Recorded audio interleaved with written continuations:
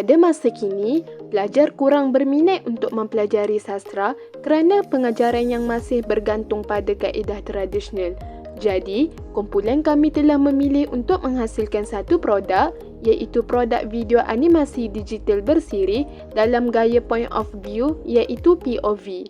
Objektif penghasilan produk ini adalah bertujuan untuk meningkatkan pemahaman pelajar melalui kaedah pembelajaran moden serta merangsang minat pelajar untuk menghayati kandungan naratif.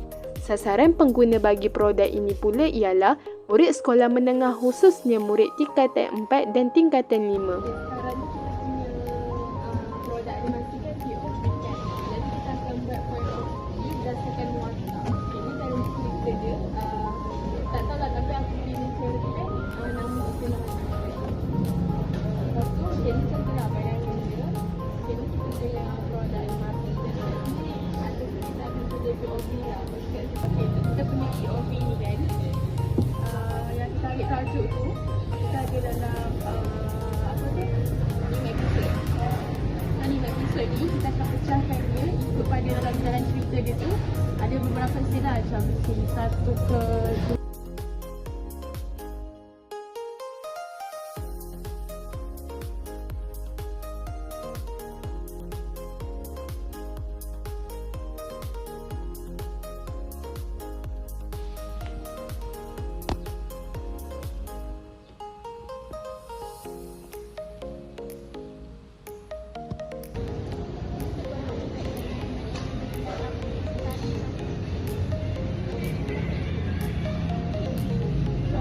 Watak aku ni dengan cerita ni dia macam bagi macam tunjukkan suasana kampung ini dengan Pak Mik semua kita ada cerita.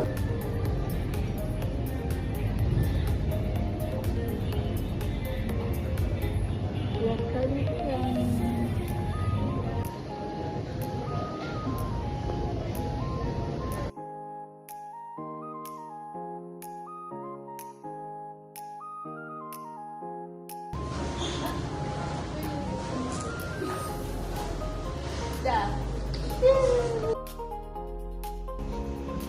Kesimpulannya, produk video animasi digital bersiri dalam gaya POV ini merupakan satu inovasi PDP yang relevan dengan keperluan pembelajaran pada abad ke-21.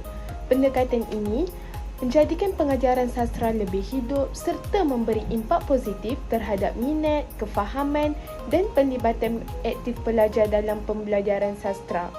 Jadi, bagi meningkatkan keberkesanan produk ini, beberapa penambahbaikan perlu dilaksanakan seperti menambah elemen interaktif seperti soalan refleksi, kuis dan sebagainya untuk mengukuhkan lagi kefahaman pelajar.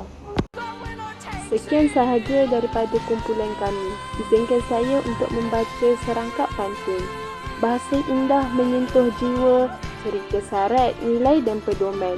Sastra dia ajar penuh berdaya, minat pelajar terus diperkasakan.